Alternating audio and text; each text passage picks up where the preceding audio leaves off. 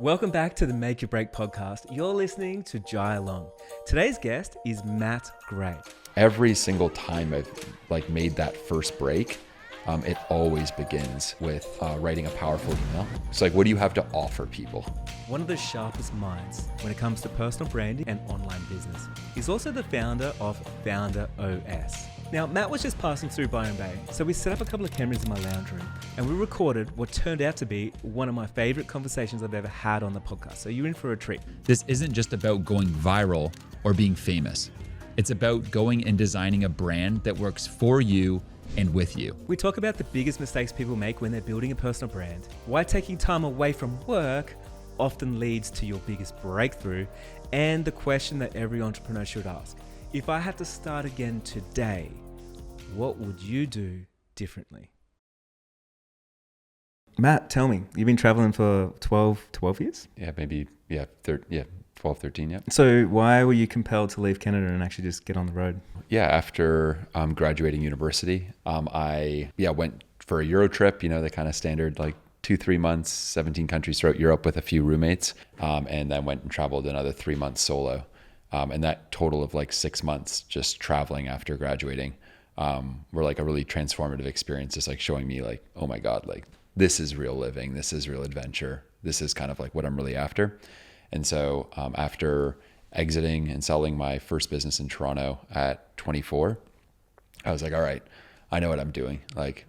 Had sold this sort of brick and mortar intensive training boot camp, helping people learn to code in Toronto. And the last thing I wanted was to be stuck in one location any longer. And I'd kind of tapped out and I was like, all right, now it's time to just explore. And so, went all through Asia, South America, and kind of ended up just staying on the road. For the last number of years, I've been looking to kind of slow down a bit and then have settled more in Bali now. I know for myself, when I travel, sometimes I can have moments where I get a lot of work done and then moments where I want to have a bit more play and sort of explore and stuff.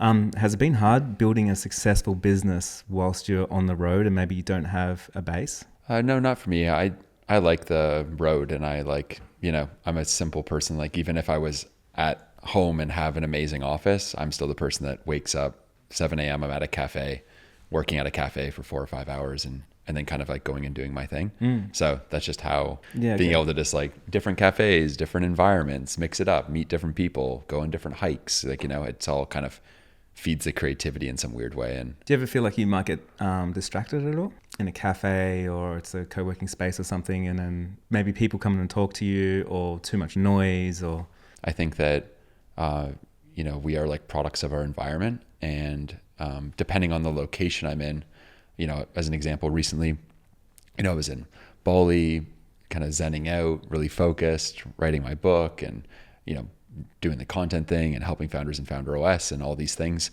And then did a little side quest because my brother was getting married in Canada. And then I went down through LA and Miami.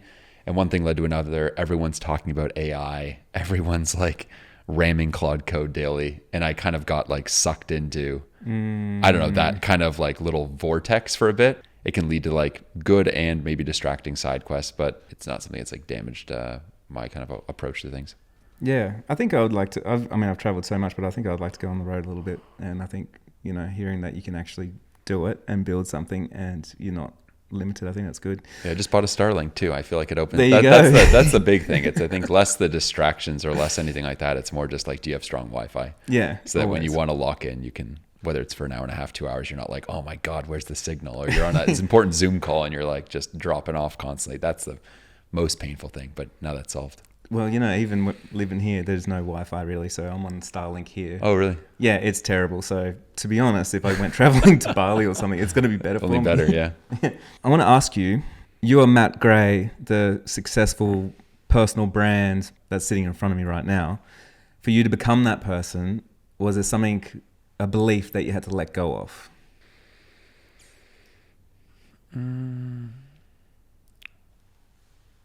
I think there's always beliefs you're trying to modify or figure out. If I guess I rewind 17 starting my first business, I think the one common thread across most entrepreneurs is that there's a distaste for the status quo. Mm-hmm. It's not even that they know what they want to do next or that they have some crazy vision yet, but they just hate where they are now. And I think the first belief that I had to shed was this idea that like someone was going to come save me. Yeah, no, I hate having a boss, and somehow someone's going to go and just swoop me out of that situation and help me start a business. So did you actually believe that? Somehow maybe with the existing situation, I would get lucky or something might happen, or maybe I'll just collide with something and then it will all happen. And I think that can still kind of be true. Like I think Totally. there is like this weird interconnectedness to things, and there's a lot of randomness in how we go about our journeys. That said though, I also knew that like I had to take agency and I had to play a part in it, and I had to try stuff and fail at stuff. So I started, I was like, maybe I want to get into real estate and start some real estate business. So I started doing real estate exams. Then was like, oh, I don't like this at all. Then I was like, oh, maybe I want to get into finance and do something in that realm. So I started taking my chartered financial analyst designations, then passed that, but then hated it and stopped that.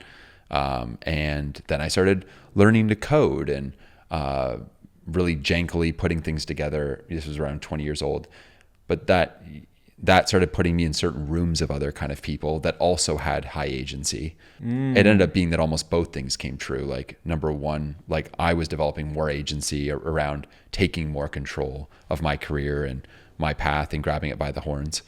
And then simultaneously, I did just collide with a couple other folks that were also thinking really similarly about the future and the importance of developing these kind of skill sets. And that became the genesis of my first business, Bitmaker. Yeah, that's really cool. So you basically got yourself into a room where you could see people actually were like making their own break or, living their own dream. And then you seen all of a sudden, actually it's possible and I can make it happen. Yeah, I want to make it's probably a little bit more of a humble, and like the real vibe would be more, I'm at my condo in Toronto and we're smoking weed like a bunch, and I'm like hosting different parties on the rooftop while simultaneously leveling up my skill set and working a job during the day that I hate, and start to just like network with folks whilst leveling up my skill set, inviting a few people back to my apartment to smoke more weed and chop it up on ideas and stuff like that. And then one thing leads to another. And it's like, okay, you're hanging with people with some high agency, you're being creative. You all are trying to figure out like, yeah, screw this 9-to-5 shit. There's got to be something else out there for us. I have a couple friends back to my apartment, Duncan and Tori, and they're talking about this idea of starting like just basically a software development agency. And then at the time I was just like, oh, I would actually just love to be a part of this. Simultaneously, I was learning, but I was also really passionate about the business side of it and helping them actually scale this thing. And it was still very, very early stage. Like there was no company even yet. There was no product. There was no nothing. And so sure enough, like we became co-founders in this business called Bitmaker. And we ran like a first kind of in-person sort of cohort of 12 weeks in Toronto, of around 40 people, and it was super successful. 95% of graduates were getting jobs afterwards at companies like Shopify and IBM, Google, and we then just kind of kept on running that and scaling it up to the point of over a few years, training over 2,000 people. But again, it kind of the genesis of it all was again that mix of like a bit of high agency and putting yourself out there, also just mixed with like the randomness and the putting yourself in the rooms and colliding with folks. And I think all along, like you were kind of having a lot of fun at the same time. Hey, like it's almost like it's like you were going with the flow opposed to like all of a sudden not going against it. Like you knew what you wanted. You wanted high agency and to create some stuff with some friends. Yeah, I think there was always an intention all along. Like I need to get out of this 9-to-5 thing, and I know that I want to be an entrepreneur in some shape or form. And so anything that gets me closer to that, I'm just going to kind of say yes and put myself in those situations. And what do I have to lose at this point? Nothing's worse than where I'm at now. And I think this generally, whenever I've started anything, even today, if I was to start something new, it's like the worst thing is that you just get a great MBA in that given space. You learn some stuff. You learn a bunch of stuff. Like it's not that bad. So even if, you build something and you lose $50,000, it's like, that's just a great education. Like I seen a reel last night and it sounds so simple, but it kind of hit me profoundly in a way, but it just says, as an entrepreneur, like if you fail, don't worry, it just means you have to go back to a 9 to 5 like the rest of us. And it's like, oh yeah, it's like, is that the worst case scenario? You lose it all and then you can just start again. I actually kind of like disagree with that though, to some extent too, though, because I think that, I've maybe played in a space that it all didn't work out, but inevitably I have this stack of skills that I can just like, okay, like regroup, take that, whether it's a 2-month hiatus or 6 months, whatever you need, and then just come back swinging in a different market, Yeah. But you can always like fall back on the fact that now you're actually skilled. Yeah, that's the thing that's always benefited me throughout my career. I'm sure you feel the same way. Like we both have kind of, like most people, there's like unconventional kind of journeys. You've stacked like electrician to wedding photographer to course creator to author to speaker. And I'm sure a bunch of things I'm missing. Same thing. Like, I went from, babysitting to landscaping to starting a technology school to then starting a weed publication to then starting an education business, a data business, whatever. The more I up-leveled myself, the more I've skilled myself and become more of a full stack founder. Yeah. And now I can sell and I can write and I can design and I can whatever else, hire. And it's just the more you stack those things, the more I think, the opportunities, the clients, the growth that you're maybe after kind of are a byproduct of that learning agility. It's interesting. In my Make You Break book, the way that I wrote it is it's like it starts out, it's like you want to make you break and you're excited about something. Maybe you don't know what it is, but by the end of it, you have a realization that like it never ends because you kind of, by the end of it, you want to create something new again. And it sounds like that you've made your break many times through many different industries. And also sounds like you gave yourself the freedom to play and to explore as well. So why have you been compelled to maybe change industries or to, start a new business or start a new project? Why I started, say, Founder OS was at 30 years old, I sobered up, stopped smoking weed, stopped drinking, and realized that underneath all of those substances, I'd been covering up like a untapped creativity.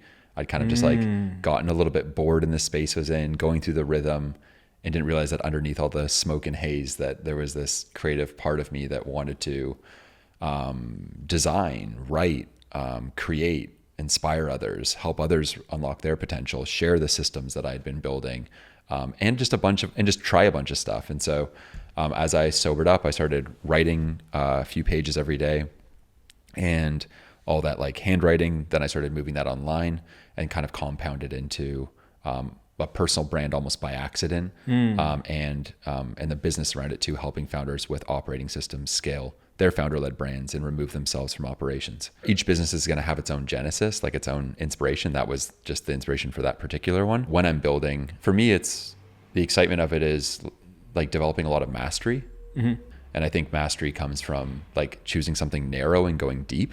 Yeah, so I think a lot of folks basically, they have that initial excitement when they're building something, and then it kind of wanes out, and then they're like, okay, well, I need to find something else because this isn't exciting anymore. And I think for me, like the excitement of mastery comes from kind of always just finding that maybe new and exciting thing within the bubble I'm already playing in, So it's like, okay, I've been writing this book and now I'm getting bored of this book, let's say. It's like, cool, like, can I go and send it to 10 beta readers and then have them rip it apart and tell me what they were hoping it would be? And then, okay, that's going to reinvigorate my sense of like, I can go deeper here. I can be better, but staying kind of in it. Because I think that in terms of like opportunities, oftentimes like the greatest returns come from sticking with something long-term. And I think that there is just like I think it is fun, like developing a level of like just, again, mastery. One thing I definitely noticed about you, and I think this is like pretty obvious to anyone that follows your content, is you're very good at showing up time and time again and creating a system so you can keep showing up time and time again and just taking like one more step. And sometimes you see people, they're trying to like blow up real quick and then they disappear, or they come real quick and then they go. Would you say that you have delayed gratification? Like probably yes and no. I think that like my default, if I'm not careful, is that I'm craving that instant gratification. I want to launch that thing and then check my bank account, or I want to, push that video out and then double click on YouTube views. Studio, Yeah, you yeah. know, or whatever it may be. And I think that's like the human condition, like by default, right? I also just know, and this is just from like age and experience, that voice in my head, or that practice, that habit, like it just ends up kind of eating you alive a little bit, because you're just so outcome focused. And so you're just, the work I just did is not worthy if I didn't make this amount yet, or I'm not proud of that video I just made because it didn't get 100,000 views. And it's constantly measuring then the process by whether or not it hit a certain outcome, right? And that addiction to outcome is probably how I lived my whole 20s. I'm not happy until I sell this business for $50 million. I'm not happy until I hit 8 figures in this thing. While I think it can like stoke a certain kind of fire, I think that fire though is like a little bit unhealthy if it's not like moderated. So for me now, it's like really just knowing that I always just want to orient myself in just like the process, right? So like, am I proud of what I created? Did I bring the right energy to what I was doing? And inevitably I find when I've focused more on just the process, on the little things, you actually get way bigger outcomes. So as an example, I just ran like a workshop yesterday, as like a random example. And I've been running these monthly workshops now for 5 years. I've probably run like 60 or so of these things. And, more recently I kind of just remind myself like, hey, let's not go through the motions here. Like, let's look at every email we send around this. Let's look at every slide we go through. Let's look at how we bring the energy and the time of day it's at. Like, just focus on the thing itself. The thing. Yeah, and just fall in love with just the details of it, and like really look at that. And sure enough, it's like the most insane one we've had. Sorry. Oh yeah, no worries. He's going to chuck a Yui and he's going to go back around. That's Australian for he's going to do a U-turn. Yeah, no, I got that one. The midday thing was, I'm like, okay, just gotta double check. I don't know if like midday is like a range. Like, hey, let's start between 12 and 4. I'm like, yeah. I just want to double check, like, how anal are we in Australia? I don't really know how this works. I always forget I'm Australians. like, midday, I guess, blasé. is 12. Yeah. It's like, yes, 12. It's like, okay, fine, 12. I know, it can be really blasé with things, actually. Okay, so with Founder OS, creating systems, helping founders create systems with their business or their personal brand or their content or whatever it is, and for yourself as well, because you've dialed in with all your systems. What's the push and pull between being and creating a system for you to work in and those parameters, and then having autonomy around your creativity and how creativity works in that same situation? Yeah, so I think these two things are symbiotic, right? Like, inevitably, I don't like systems. I know most people don't. Like, documenting things or coming up with processes, like, it all seems like really boring. For me, I think it's like, inherently I'm like an artist. I like to create. I like to travel and random side quests, hence why I'm even here in Byron. And so it's the systems that like unlock the ability then to be a little bit all over the place in the creative realm, because there's this like base level foundation of documentation across things like how the team's got to operate, how we run certain things we've been doing for a while, how we distribute our content, how we show up, how we run meetings, how we run the metrics and the quarterly targets for the company. And so I think without systems, without the ops really nailed down, you end up being stuck in the weeds. And it kind of eats you alive a bit, right? Like you're dealing with fires and chaos and reactive. And you're reactive, and your body's kind of sometimes in like a fight or flight mode, which I feel like is the opposite of like the creative flow you want to be in, right? You want to be able just to know that, oh yeah, I can go to a cafe from 7 till 11 and no one's going to bug me and everything's going to do its thing. I don't need to worry, and I can just kind of like enter that creative realm and do whatever it is I want to do and get lost in it without worrying that my phone's going to ping or Slack's going to blow up, or angry customer is going to call me because something's just freaking broken, right? So I think it's like having those systems, I'm kind of selfishly doing them as a creative to then allow myself to be creative versus feeling like, like they're two kind of opposing things. You know, like when I started as a wedding photographer, I didn't realize I was building systems. But I started off and I was really broke because I gave up my electrician job and I just wanted to chase my dream. And in the process of being broke, I moved in with another wedding photographer. So I had a housemate. And what I noticed is every time someone would come into town and they would want to catch up for coffee or go and do a photo shoot or something, I always said yes. Like, of course I want to do that. But she never had the time to do that because she was always at the computer, getting back to emails or editing some stuff. And she was always curious of, how do I have time, even though I'm more busy than her, and she's got no time to play and have fun? And I realized when I sort of audited myself and what I was doing, it was like, oh, I've got systems, and the systems, I do that on Monday and then half day Tuesday, and then I know when I can have my time off. I don't have to be at my computer anymore. Mm-hmm. So it kind of like freed me up in such a micro way there, but I believe that was the starting point of my career blowing up because I had more space to talk to people, more space to rest, more space to play and create. And then in turn, my work got better and, you know, my network grew and everything else. So yeah, it's interesting that we sometimes, especially as entrepreneurs, we want to fight against the status quo and the system, but then along the way, we have to turn and create a system for ourselves to work in so we can get back to being creative. What was one of those breaks for you that you feel like because you had built systems, you had the time, and then what was kind of like a serendipitous event that went down? Honestly, I think it's just the fact that I could drop everything and go and meet people for coffee. For me, that was the biggest game changer because all of a sudden my network grew, and as my network grew, my net worth grew because the more people that knew me, they knew my services. And, you know, I wasn't trying to network, but it allowed me to every single week, like stack on more connections and meet more people. So just realizing that because I put the systems in place, my business has outgrown everybody else's just because I can sit and have a coffee with someone and not expect anything in return.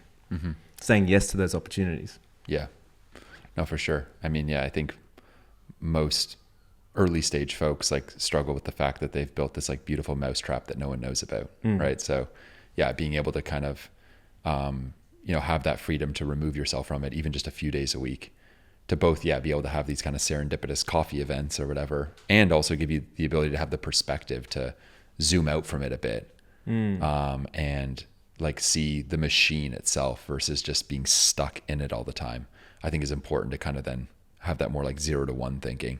Yeah. You're not just like making little 0.2% improvements all day. It's like, no, maybe there's a whole drastic shift in the positioning that needs to go down, or you need to actually launch a different offer, or you're targeting not quite the right person and from just a few conversations with existing clients or that serendipitous coffee meeting, like you kind of glean those sort of insights.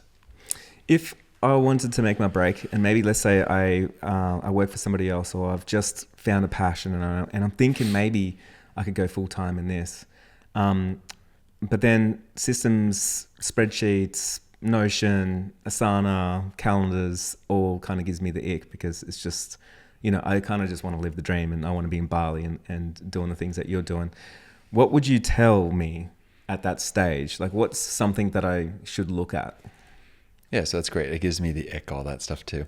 And so, I mean, what comes to mind with it is I've always, probably since like 19, just thought that like email is probably the most like magical thing in the world. Like as annoying as emails can be, like when you're early on and the fact that you can just send a message it's epic. To anyone and like potentially get on their radar and like have something maybe come from it is like insane, and in any business I've started, it's always begun with emails. And so if I was someone, and when I have been someone trying to make my break, I've gone to like, okay, when I was 19, 20, right, starting BitMaker, it was like, okay, what are like 3,000 people in the Canadian tech ecosystem that like I should know or that I should talk to about what we kind of got going on and see where this goes. And for me, my background, my dad's a bit of like a drill sergeant type dad. Like I've worked some pretty hard, like landscaping jobs, laying sod on like soccer fields, summers after summers. And so the idea then of just having to hand send like 3,000 emails over a couple of days, like whatever, it doesn't even matter. It's kind of fun. It's like a little casino in a way. You're like sending all these emails out and just seeing like, oh, I wonder who gets back. And yeah, that then leads to, you know, hiring partners and folks, you know, like connections with the founders of Shopify and a bunch of doors opening. And I think that the same thing goes with, someone trying to make their break. I think it's like auditing yourself for a sec and going, okay, number one, what are your strengths? So like, what do you have to offer people? Right. After my first business, I remember sending an email again to another 3,000 people. Subject line was hungry to hustle. I messaged a bunch of people. It was like, hey, like this is my background. I'm decent at building teams and business development. If you know any people or companies I should speak with, I'd love to connect. And I just sent like that simple email that was able to be read very quickly on a mobile device. Like, and you could look at it in the back of an Uber, or you could look at it drunk and you'd know what I'm asking. And same deal, just sending that to like 3,000 contacts. And that thing led to another thing, which led to me meeting the folks that I ended up buying a business and starting Herb off of it. Wow. So every single time I've like made that first break, it always begins with number one, writing a powerful email. In the subject line, having a question in it, typically, like oftentimes too, it's just like 20-minute chat on Tuesday.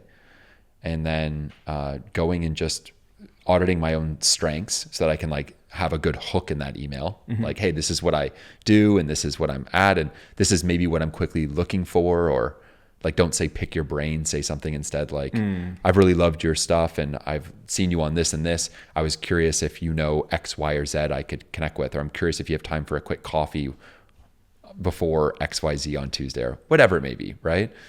And yeah, then just like putting that out there to the universe, you know, like just sending it. And I think then the confluence of those next like 300 conversations you're going to have got to lead somewhere. Like you've got to be a different person after those 300 conversations than you were at the beginning, right? And so whether you have a business idea, now you're going to run it by those 50 to 100 people and start to see what they think and then start to shape it and mold it more. Or you're not even sure what you want to do, but you know you have a skill set and you're just going to collide with some folks and see if maybe there's something you're not seeing or an opportunity that may be out there that you're not aware of yet. I don't know. You're going to learn a lot of stuff. You're going to learn a lot of stuff. You know, what's interesting, like even hearing you say that is like, I know if you lost everything tomorrow and you're starting your new business, I know what you're going to be doing. Yeah. 3,000 emails. Yeah, exactly. And it's so cool that like we get to stack all these superpowers that we have, because after that first time that you did it, it worked, but I'm sure that you picked up another superpower. So the next time you started a business, you did that plus something else. And then this time you're going to do it, you know, that plus something else, and that's going to equal the next venture that you go on. Mm-hmm.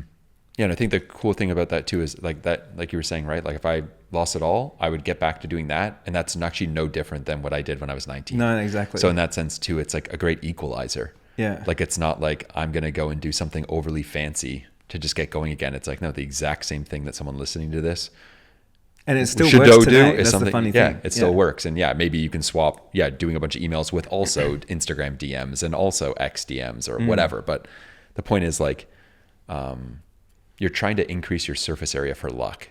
Yeah. And a lot of that is just by putting a little bit of the work out there, it's kind of spreading the tentacles, the web, and then seeing what happens. I'm pretty good at like speaking to people in person. And so when I started my wedding photography business, the first thing that I knew is I didn't need a website or branding or logo or anything. I was like, I need some clients. So where do I find clients? And then I was like, well, maybe at wedding venues. So then I drove around the area, and I probably over the next couple of months, I hit about 100 wedding venues, and I just knocked on the doors and I shook hands and I said, hey, I'm a wedding photographer in this area. And if you got any work or if you got anything or if you need anything, just let me know. I can work for free. I can do stuff for you. But you crushed it after that. Yeah. And so that kind of like blew up my business. But years later, I think it was in like 2019, I was like teaching wedding photographers how to do business. But it's interesting because we have all these complicated funnels and things you can do. And someone asked me, what would you do if you just started again? And I was like, well, I'd actually just hop in my car and I would just drive to 100 venues and I would go and do that. So then I decided to do that on camera, and I was like, I'm going to change my name, and for 1 week I need to have a successful business, a wedding photography business, give myself 5 days. So the first thing that I did is I just drove out to some venues, and then I didn't have enough time. So I got onto Facebook groups and I just started calling venues, and I made so many connections. By the end of that week, I booked $30,000 worth of work, and I had no website, no portfolio. There was no Instagram or no nothing. We can sometimes complicate, it's like you're doing a stage 10 in your business or of a system, when really, if you just go back to that day one energy that you had, where you're just hungry for it, and the ego's not in the way yet because you're willing to do whatever it takes, things get easy again. Yeah. I think that's, it's interesting how that happens. I mean, I think that business, I find in my businesses, like they go through these kind of like ebbs and flows. Like you have an ebb where you're maybe experimenting with a bunch of stuff, you're trying new things, you're tacking on different aspects of the business, and then that kind of plays out, and at some point you kind of have overcomplicated some things. Yeah. And it's like, okay, what's going on here a little bit? Like, okay, back to tightening this up, simplifying, let's delete a bunch of stuff. Do you actually think with systems, sometimes we are creating systems for things that probably shouldn't even be there? Like, I don't know if you ever seen that interview of Elon Musk, and he talks about how one of the worst things an engineer can do is start trying to engineer something to be better that probably shouldn't exist in the first place. Yeah. And I think sometimes like we think we have to have all these steps and processes in our business, but actually maybe it's a process of elimination, and you can take out some of these things. Yeah. Yeah, no, I think, Elon has that whole story of, he's got his algorithm and he's laid out like all of these different processes, and they start automating all of Tesla, and then you realize, wow, they just automated a bunch of stuff that didn't even need to be there in the first place. And then they cut a hole in the wall and start spray painting like 20 machines in the spot that they don't even need, and then ripping them all out of the factory and put them in the parking lot. And like certainly I think you got to be careful of that. And I think that's why, one thing I've been reminding myself of over the last, call it 18 months, is that like deletion is just like the most powerful skill. Like when in doubt, just delete. If you're not careful, all of us have so many like distractions and things that we're being told to do. And, there's this funnel over there, and this new technique over there, and this new text message thing or ManyChat thing or whatever. Right. Yeah. And oftentimes too, what you're guilty of, we all are, I'm guilty of it, is like, you're looking at someone that's at like maybe stage 100, you're at stage 23. And then you're tacking on their stage 100 things, but those are only needed because of some new stage or evolution they're at.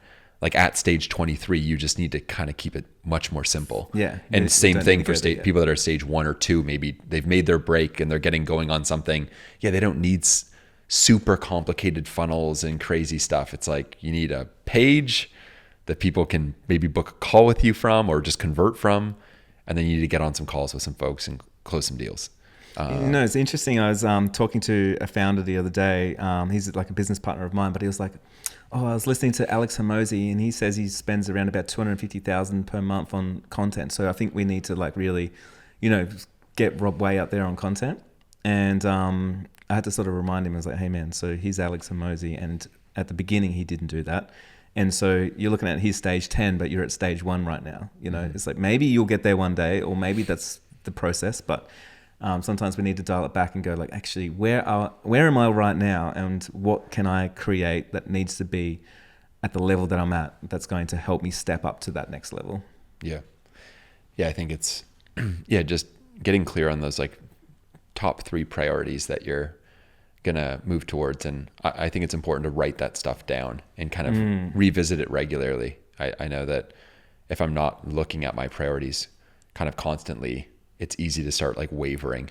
And that's when like, maybe I'm traveling to some new spot and I'm like, forgot my priorities. And now suddenly I'm in like five conversations, and I'm like, oh man, I should really start doing this now, or pivot to this thing. And so, for me, like I have a personal board meeting I do with myself every month. That's amazing. Personal goals, business goals, and then reflecting at the end of every month, like what went well, what didn't go well, and what can I improve.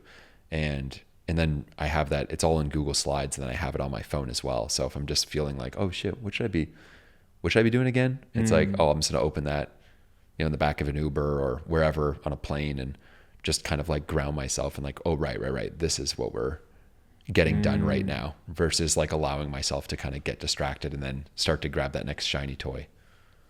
Yeah, I think the shiny toys are the things that get all of us. Yeah. And that's what gets us distracted, and then we start losing the game. Hey, I'm curious, like with, I think for me in the last like 15 years or 20 years as being an entrepreneur, there's been so many things that I've lost or I've found hard because I've sort of pushed and chased and created the life that I want, but also it came at a cost. For you, like making your break in each time, has there been any kind of cost and a cost that you think about?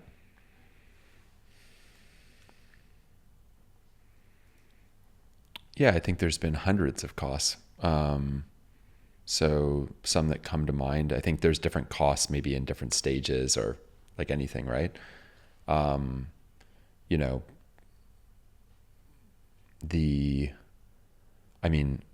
My first business, I was so stressed and no idea what I was doing. And I had co-founders and realized that I don't like co-founders, and would much rather build things solo, that I was, smoking, doing tons of drugs to kind of numb the stress and the anxiety and the crazy situations we found ourselves in. And so there was like a price or a cost there. I think the default in entrepreneurship is isolation as well. So I think there's a cost to that. And if you're not careful, you will isolate yourself. I think especially as like a solo founder. So there's the price to that, but then on the other side, like once you feel that pain enough, you realize, okay, this is not how I should be operating. I need to make sure I'm really conscious about building a community and finding my people or putting myself out there. So there's that similar pattern, I feel like, each time where there's a price to something and it rocks you to your core. But it also, obviously, there's a benefit to that because there's an opportunity there that then you needed to feel that pain. You needed to touch the stove to realize, oh shit, okay, I need to find a different way of doing this. And I have a lot of other examples, but those are just like a couple. It's interesting, hey, it's like entrepreneurship, I don't know, it's weird because you kind of live in a way that is very alive. Like, you feel there's a cost, there's always a big cost, and then there's also big reward. And so it's like, how do you balance these things? And sometimes like things can feel like it's all falling apart, and you got to push and shove and do 3,000 emails, and you can have fights of partners and all sorts of things can come up. And at the same time is like you can feel alive and you can win and you can have big wins and have things exceed your expectations, or feel like fulfillment, or travel, or have lots of best friends around the world, not just in your own little town. So you can expand, your thinking and the conversations and stuff. But I just think whenever I talk to an entrepreneur, it's interesting because they know that there's a cost there, and I feel like we all see the cost in each other. It's like, there's a lot, but also you kind of wouldn't swap it for the other alternative, which is being in the status quo and being at that loss. Mm-hmm. Yeah, I feel,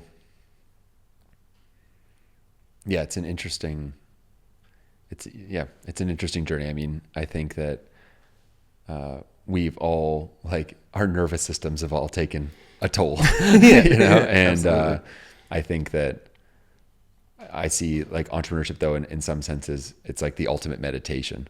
Like, I struggle to meditate. Like, I do it in different ways, whether it's walking meditation or I will sit quietly, but I'm not, mega disciplined about it.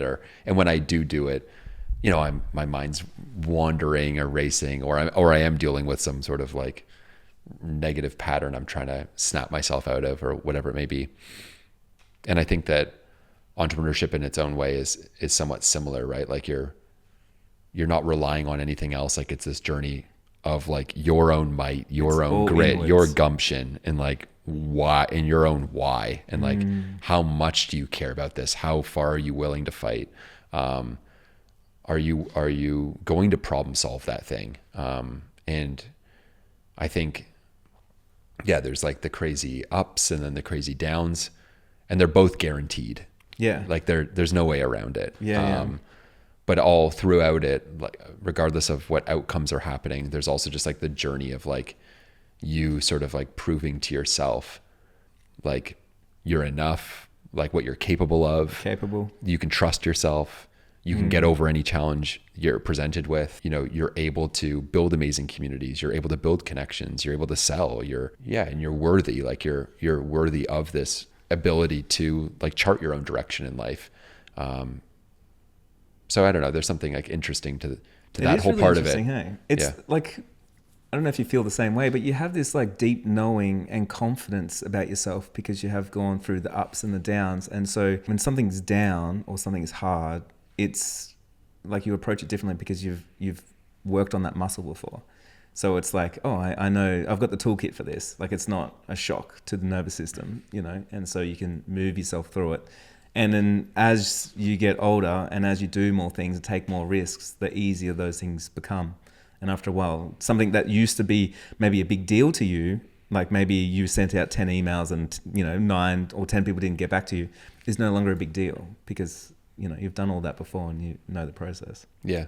There's like all these, we've all got them like these little mottos or a saying or a reminder that we just know that almost becomes like an instantaneous trigger when something happens of any sort. It could be that you close a big massive deal, let's say, and you're just like super jazzed. Your body's just like on a complete high and you're like, okay, one sec, like simmer it down. Like this isn't gonna, you know, I gotta stay grounded, let's say, gotta stay grounded or whatever. Right. Or on the other side, you're having like a dark night of the soul because 2 of your most important people just quit. And it's like, you know, we'll get through this. Like, we've gotten through a lot harder before. The journey doesn't necessarily get easier, but you get better at handling those little moments and grounding yourself after. You know, I know for me, like when anything goes wrong, I'm like, there's a blessing here somewhere. Yeah. Like there's got to be a blessing. And it's like, and then challenging myself, like, look for the blessing. Oh, that person quit. I was going to fire that motherfucker anyways, you know, or, you know, the product didn't work out the way you thought. It's like, no worries. Like I got these other ideas too, that I think are going to go well.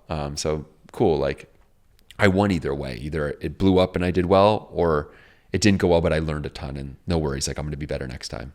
Yeah. And if you're playing the game, like of course you're going to play to win, but it's a game and sometimes you don't win, you know, and it doesn't mean that you love the game any less. It means maybe you're just going to regroup, get back into that room, have some, you know, like you were saying, some affirmations and think about what's the next game, next strategy. And then you're back out there, which is way better than being in the grandstand watching the game.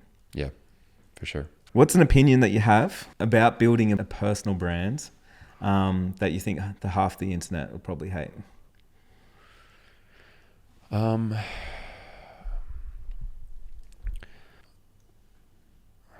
It's a good question. I think that a lot of folks are going to actually do themselves a disservice building a personal brand because they're going to rely on the same way that they maybe build their companies with a bunch of AI and then just leverage a bunch of AI to build their personal brand and actually just move 4 steps backwards and shouldn't even do it. And so I think we live in a day and age where it's like soul over slop. And I think that if you're just planning on getting going with a personal brand and thinking that you're going to put a bunch of shit into COD code and then you're going to get a bunch of carousels and a bunch of stories and you're going to go and mock up all your stuff. And then I'm going to look at your site and it's just going to have all the AI patterns in it. I'm actually going to think less of you. Yeah. And you might as well just not even showed up. Like, you know, I saw this recently. I'm not going to name obviously the spot, but it was a podcast that I had seen that I respected their design and everything. And I thought they were really... Wait, was this me? No. No. I won't tell him. I can't talk about this looking guy. At him now. I can't talk about this guy, but he is in the room. This guy in Byron. Right? And you're You just can like, see it straight away. You're like, don't even put it out. You know, like, don't why even am put I it reading out. this? It's the same as like when people send you the emails or, you know, it's like all generated like that. And I'm reading it and I'm like, okay, well, Yeah, what why are you am doing? I even reading this? Yeah, what are you doing? It's, Yeah. That's the thing I think for all of us, like I even struggle with this sometimes, right? Like sometimes, you know, we're in a rush or we're thinking something simple and we downplay how smart people are. Like people are really smart. They're you in know? tune. Yeah, they're in tune. They can, you can smell inauthenticity from a mile away. You can smell like fakeness. Like it's no different than like like if I oftentimes like to just imagine things as like a house party, you know, like AI. And you're standing there with a textbook reading from yeah, AI. exactly. Right. Hello, or my name is Jai. yeah, exactly. Welcome to my website. Yeah. Or someone's just asking you like, so how's the weather today? How's the this? And you're like, come on, bro. Great like, question. yeah, exactly. You know, it's like, man, like loosen up a little bit. And I think that actually the opportunity right now is like, let's just say 4 years ago, people would be like, oh, you need to be vulnerable and you need to be authentic. Amidst now the game on the field where there's AI slop everywhere. And also humans are now trained to think, is this AI? Definitely. You actually want to go in when you're making something, even though it was made by you, let's say, go even that just extra step further of like, how is this actually just like anti-AI? Like, is there anything more I could inject into it that would give it just that much more, human or soul? Yeah, in this age of personal branding and building your own distribution, I think the opportunity is like, go super soulful with it, focus on resonance. I think the way that people can do that beyond some of the things I've said is also like what we're trying to do with any brand or any messaging, I think, is like you want your like own energy to jump off the screen. Like the number one thing that all founders have, right, is like their own founder energy. Like when I've worked with thousands of founders and I see it even in my own data, it's like the number one reason people are working with me. It's not like the aesthetic or the cinematography or cool animations or whatever. It's, I like Matt's vibe. I like Matt's energy. And that's the same for most so they founders. just like, business. so the energy is like, they're just like connecting on a different frequency almost. Yeah. It's like, besides all the bullshit, Yeah. this human here, Yeah. they're doing some stuff and I don't know what it is, but I feel compelled to watch your content, reach out, work with you. There's some soup of like, you know, I like what he's about and I like how he's honest and I like how he just says it like it is. And he holds he's not, himself, he's whatever confident. that is for the given person. And so it's like, okay, how do we tap into that? How do we get clear on like, what is our why? Why am I doing this?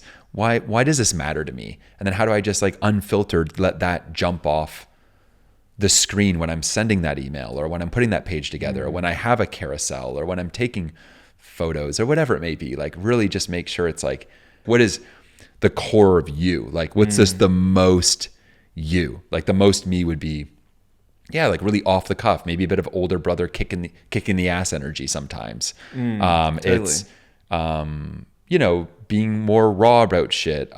Just even maybe sometimes being a bit self-deprecating, being on adventures, but also, I guess it comes down to kind of asking yourself, like, what's the album only you can make? And when I think about that in the current season of entrepreneurship I'm in, the album only I can make, I think, would be called like Tension. And this idea that like, I want to fuck off to the Dolomites and go on a hut to hut for 5 days, but I also want to like build some insane new product and like just go hardcore on that for 3 days. And I want to like sleep in on Sunday and do nothing this weekend and take Friday off. But simultaneously, I also want to hire 2 new people and double the business year over year. Rip into some wealth. Right? And it's like, we're kind of told, oh, it's one or the other. Or like, are you chill or are you hardcore? And it's like, no, I'm both. Like, there's multiple personalities here probably. You know, like they can all exist. And I think to me, it's like trying to put out stuff these days that like embraces that tension. Yeah. So that people don't feel, oh, he's either this thing or that thing, or I need to be that or this. I need to be Alex Hormozy or I need to be Rick Rubin. Totally. It's like, no, you can be Alex Hormozy and Rick Rubin. You know, it's interesting. I wrote down here easy and hard, but like I know for myself, I see a lot of founders and creators when like AI first came out, especially, they're like, oh my God, this is amazing because I'm not good at writing or writing about myself or writing my sales pages. So I'm just going to use AI to do all of that. And then I'm going to use AI to create some carousels and some social media. Anyway, after a while, they do that, but so does all their competitors. So everyone goes for the easy and no one goes for the hard. But what happens is their life becomes hard, not easy. And I find like those that always stand out, they always choose the hard. It's like, well, I need to show my own personality. Maybe it's hard to write about myself. Maybe I'm not good at spelling. There's going to be spelling mistakes. Maybe my grammar's not good. But doing that hard thing is going to make your life so much easier because now you become a one of one and no one can even compare you. And this is like a side note, but I grew up in like government housing and stuff, and I did a lot of homeschool, and I didn't do much school. But by the time I was 20, I couldn't really read and write very well. So I had to learn how to read and write. So I was always really bad at spelling, and I always wanted to write a book one day. But when I first started my education business, I used to write out all these newsletters all the time. And in the newsletters, there was always spelling mistakes, lots of them.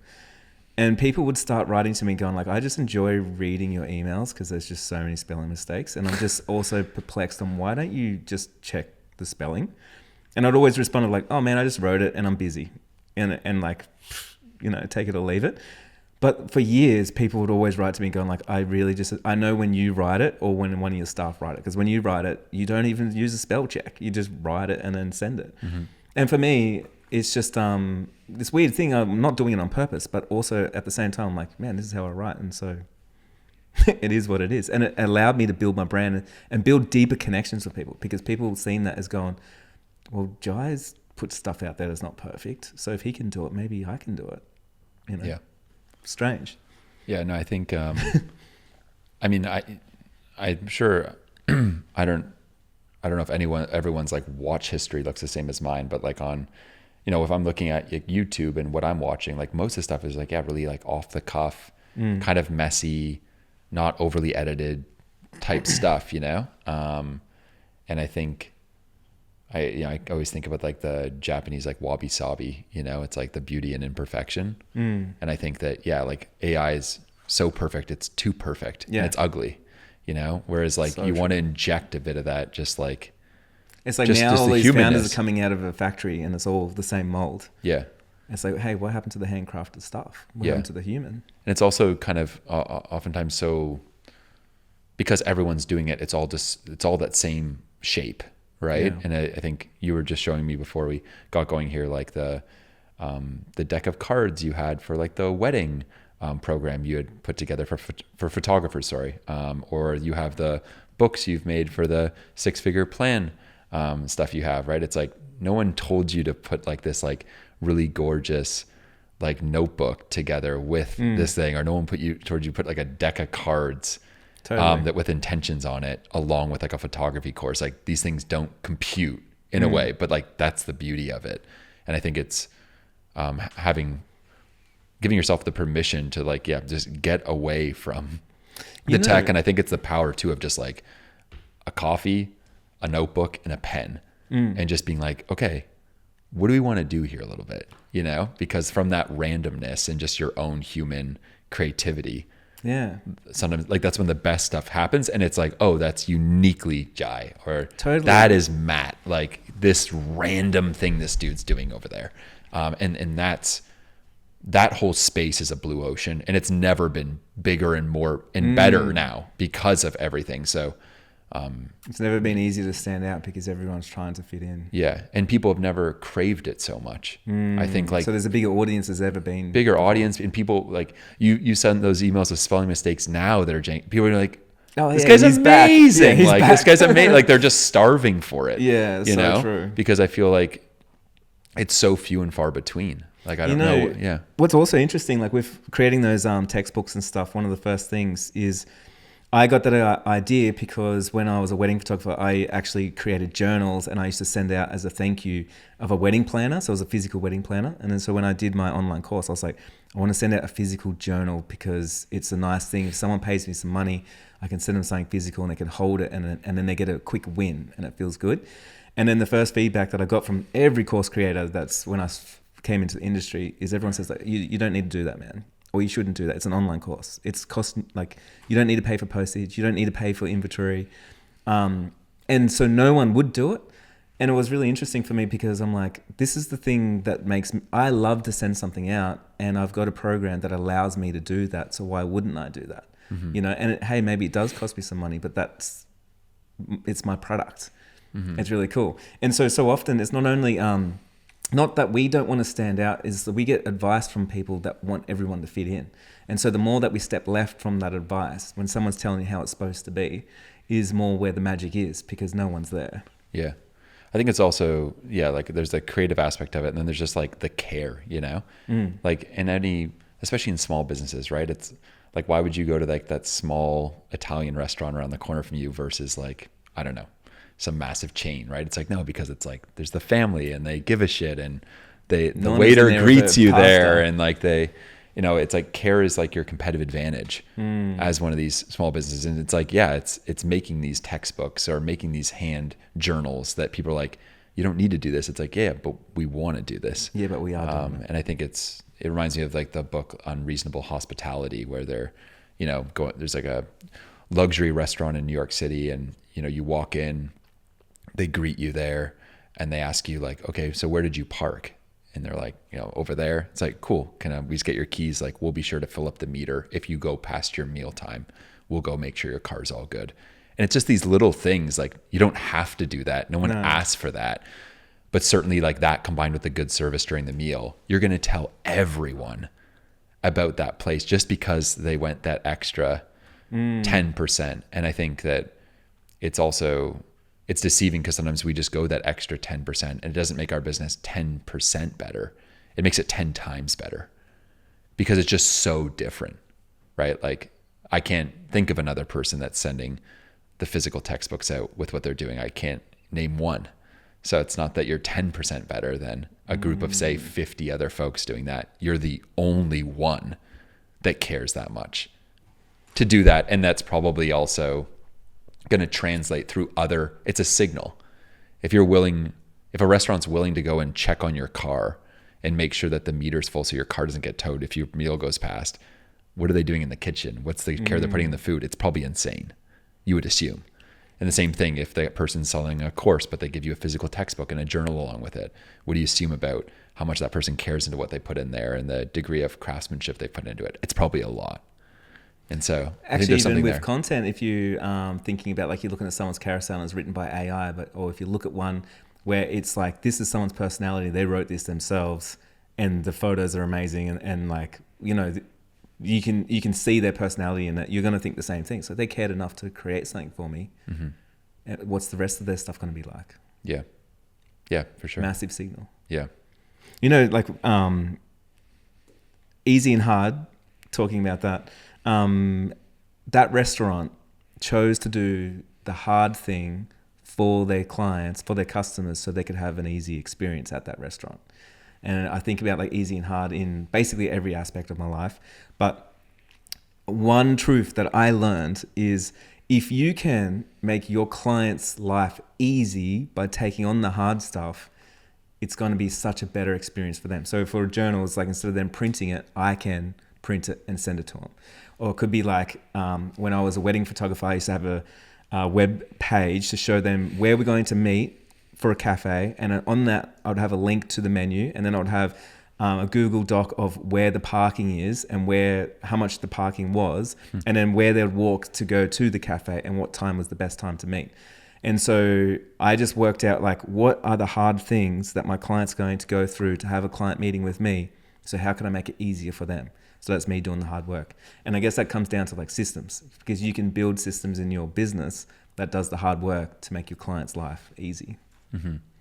Yeah, I think too, when like further to that a bit, it's like whenever anyone's first bought anything from us, right, the instant feeling is buyer's remorse, like in some degree, right? Like it could be as subtle as just nervousness, like, ooh, I hope I made the right decision, to waking up the next day on the other side of the spectrum being like, well, what did I just do yesterday? Right? And like anything in between that, right? So yeah, it's like in those moments when someone's bought something, how do you have the systems in place on your side that you can then give them a degree of like structure?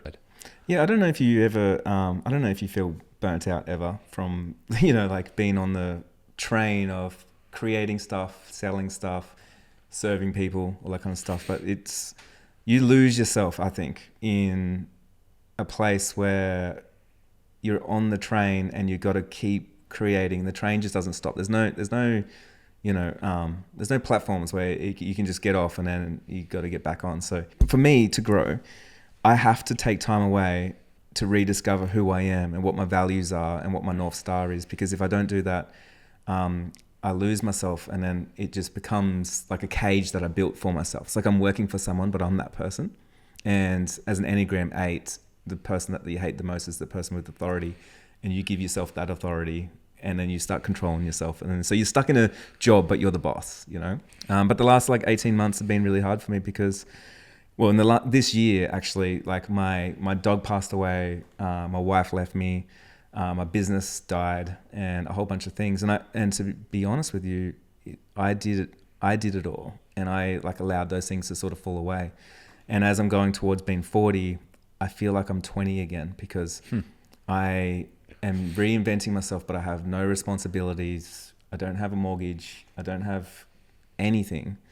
And so now I'm at a space where I can just fully rip and create stuff that I want to create without the pressure of money or pleasing anybody or anything. So yeah, man, it's been a massive journey for me, and I'm trying to figure it out right now. But, and what's been the toughest part? Scared of taking the next step, and I don't know what that step is, but not scared because I'll fail, scared that I will be obsessed over something and it takes my next 5 years, or I'll find a girl and like she will fall in love with me real quick, or I still need space to not have those commitments so I can see what the next big move is without being impulsive to try and jump on, you know, the next business move or the next partner or the next opportunity. It's like a fear of like following the same pattern kind of thing. I have to break myself to be able to be reborn, you know? So it's like, you know, when we talk about make or break, it's the part that no one talks about is like you will break and then you have to make yourself again. But with that, you've got new information, and it's what don't I love about the last Jylong? Like where can I leave him behind? And what's the new person look like? And who does that need to be? And so it takes a lot of soul searching to step into that person.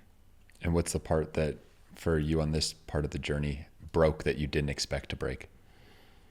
I think I'm still breaking in a way, but I didn't expect my relationship to break. Like I think that was, it sort of felt like it was out of the blue, but I know in the future I would understand a little bit better about that. But yeah, I've been having some mushroom trips, and that's been helping me actually. Nice. Yeah. And like seeing myself from a whole nother perspective, and it's like, what, you know, you get caught in your head, especially as an entrepreneur, like you're never short of opportunities. There's just so many there. And it's so you're orchestrating and you're the conductor, and it's like, what do you actually want to play, you know, and when do you need some silence, or when do you need it to be dramatic? And so, yeah, it's sort of navigating of like, what role do I play in that, and how much do I need to let go and just allow the universe to play for me. I don't know if you ever feel like maybe you want to reinvent yourself, or you want to let go of an old version of Matt Gray.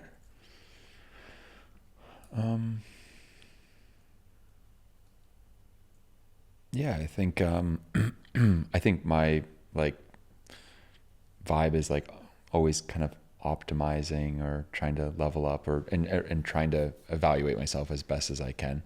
I mean, for example, like obviously I've been on the amazing side, I've been traveling for so long, and that's been amazing. And now it's kind of practicing like home and like grounding, which is like my own, like maybe like a shadow to some extent, having been kicked out of my house really young and all that. So I've been used to just being on the road and doing my own thing.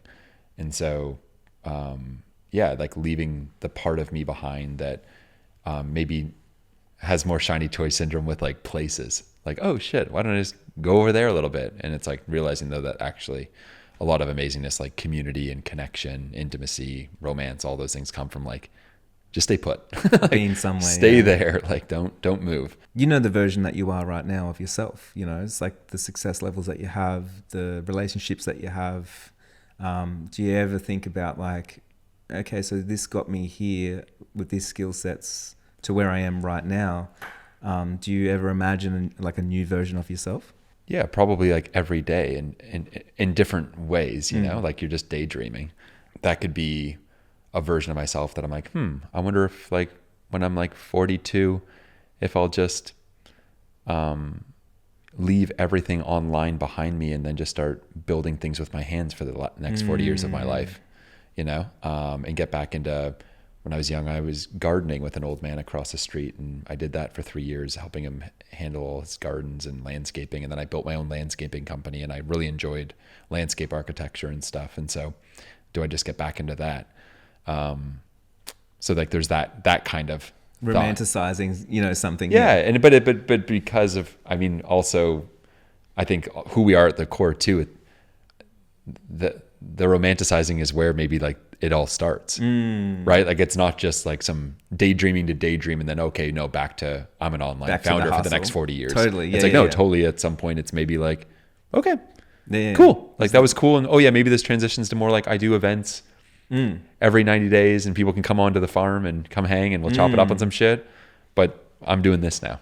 So yeah, I think there's something like that in my future. I don't feel it like I need to do that right now yet per se, but I think it's all, I mean, sometimes things happen all of a sudden and sometimes that's needed to kind of be more like enough is enough. Yeah. Like something's got to shake up and Yeah. change. And I'm definitely down with that stuff. Like when that comes up, oftentimes with those kind of feelings, like I'll set a deadline of like, I'm 36 now. My birthday's on September 14th. When I'm 37, if on that day I still feel this, we're doing this, you know, like, but I'm going to let myself also feel through it. Because my default state is a bit impulsive, like not impulsive, but like, oh, this thing's wrong, I got to fix it now. Versus no, this thing's wrong. Sit with it for a sec. Like let it stir for a sec. Like maybe it's a phase, maybe it passes, maybe there's some small things needed to kind of tweak it, or maybe there is a more drastic thing. So yeah, if on that 90-day hurdle, there's still like, it ain't whatever, let's get drastic with it and just cut. Like let's, in the realm of some of the things we've been talking about, here I think the hardest question is asking yourself, what do you really want? And the answer sometimes to that question is like, why it's so hard is because it's so scary. You're like, oh, well, I guess what I really want is a small team. I don't want many responsibilities. I only want to work on this one thing I really love. I don't want to do that other bullshit. But then you look at what's around you and you're like, oh shit, like there's 20 humans and there's, you know, and these 5 responsibilities I don't want to do. I think around like a year ago, actually, in one of my businesses, like I had that kind of like realization. And sure enough, on the other side, like I cut, 10 folks and slimmed things out and cut product lines that I didn't want to do anymore, and just simplified things. Your content wasn't always around like showing your travel and like hiking and doing stuff like that, was it?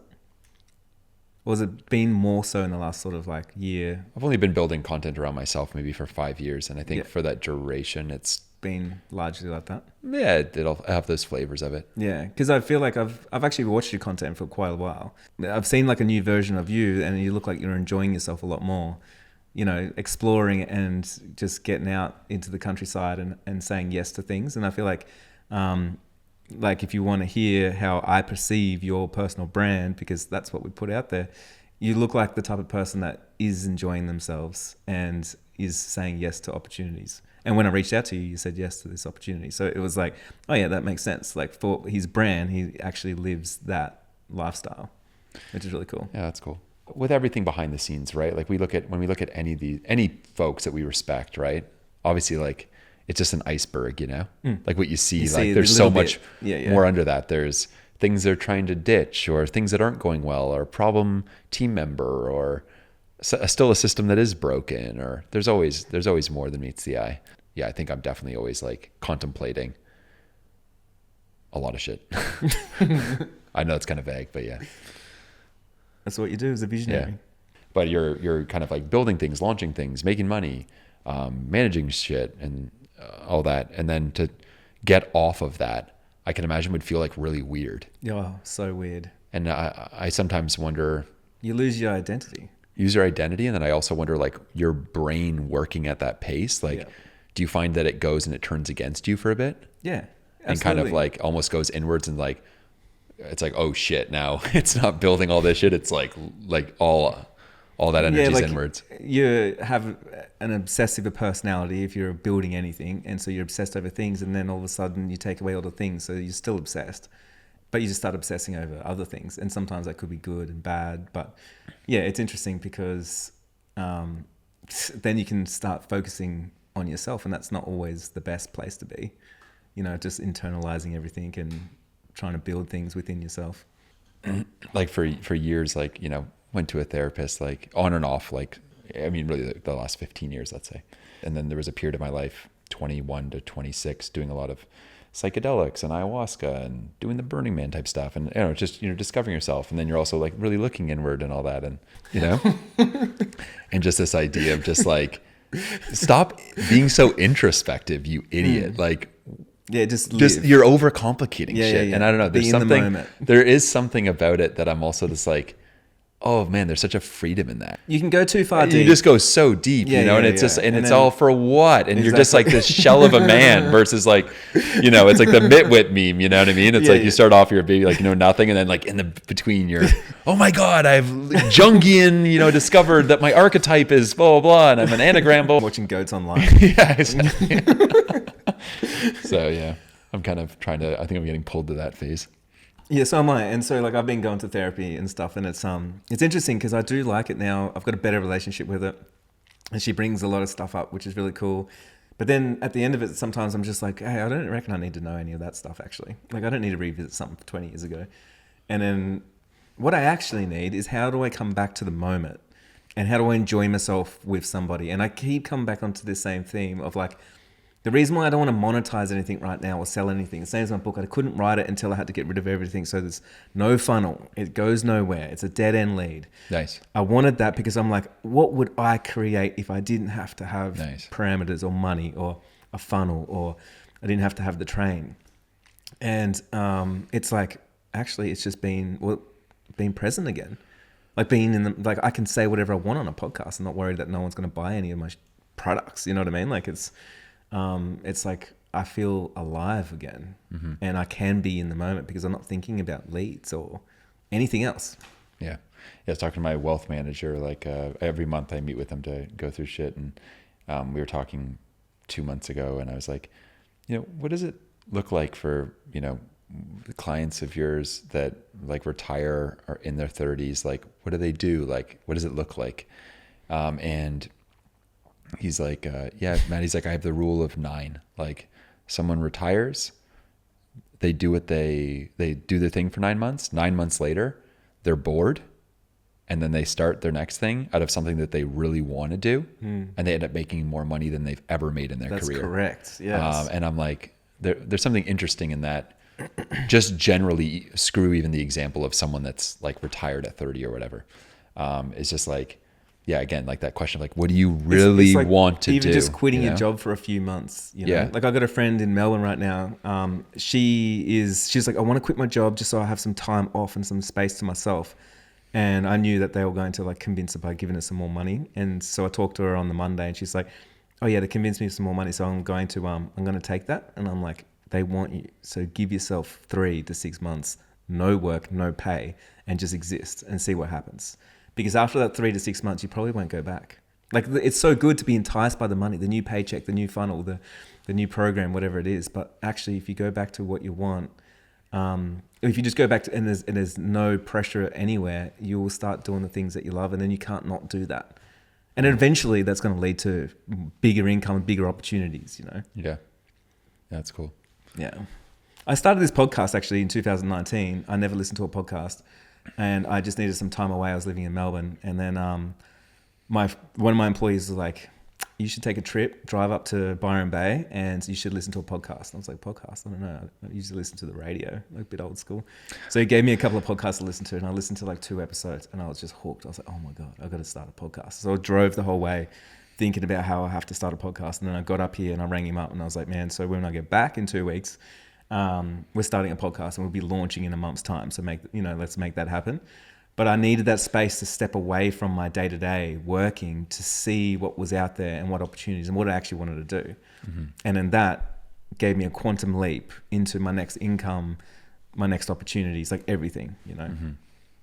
Yeah. So the more time I've taken away of work, the more money that I've got made.